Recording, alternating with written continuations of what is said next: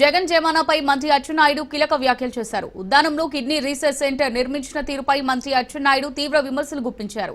గత ప్రభుత్వం భవనం మాత్రమే కట్టిందని, అక్కడ మెషినరీ లేదు, సిబ్బంది లేరన్నారు అచ్చెన్నాయుడు. ఒక పాత డయాలసిస్ మిషన్ పెట్టి కిడ్నీ రీసెర్చ్ సెంటర్ ప్రారంభించారని ఎద్దేవా చేశారు. దీనికే కిడ్నీ రీసెర్చ్ సెంటర్ కట్టినట్టు గొప్పగా చెప్పుకున్నారంటూ అచ్చెన్నాయుడు మండిపడ్డారు. చంద్రబాబు నాయుడు గారి ఆధ్వర్యంలో కిడ్నీ రీసెర్చ్ సెంటర్ పెట్టి ఫౌండేషన్ వేసాం అధ్యక్ష.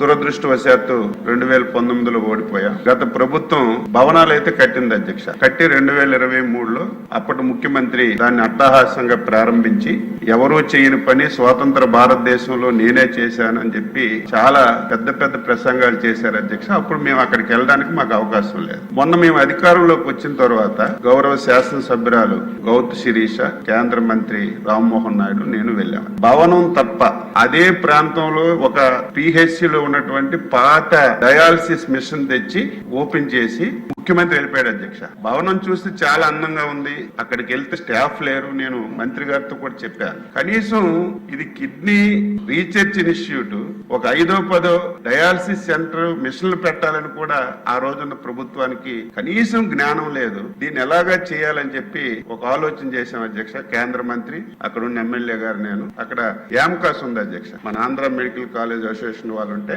వాళ్ళకి అడిగితే వాళ్ళు ఒక 2 డయాలసిస్ మిషన్స్ ఇచ్చారు. ఇండియన్ ఆయిల్ కార్పొరేషన్ వాళ్ళకి అక్కడ ఉన్న ఎమ్మెల్యే గారు, కేంద్ర మంత్రి గారు చెప్తే 8 ఇచ్చారు అధ్యక్ష డయాలసిస్ మిషన్స్. అవన్నీ నిన్ననే నేను, కేంద్ర మంత్రి గారు వెళ్ళి ఓపెన్ చేశాను. బ్రహ్మాండమైనటువంటి భవనం అధ్యక్ష. స్టాఫ్ లేరు, జీతాలు కూడా ఇవ్వకపోతే మంత్రి గారు వెనకపడి జీతాలు కూడా ఇప్పించాం. ఇక్కడే ప్రిన్సిపల్ సెక్రటరీ గారు కూడా ఉన్నారు. ఆ ప్రాంతానికి మంచి జరగాలంటే కనీసం ఈ రోజు మేము 10 మిషన్లు పెట్టాం అధ్యక్ష. మిషన్లు అయితే చాలా బాగున్నాయి, ఓపెన్ చేసి ఆపరేట్ చేయడానికి టెక్నీషియన్స్ లేరు అక్కడ.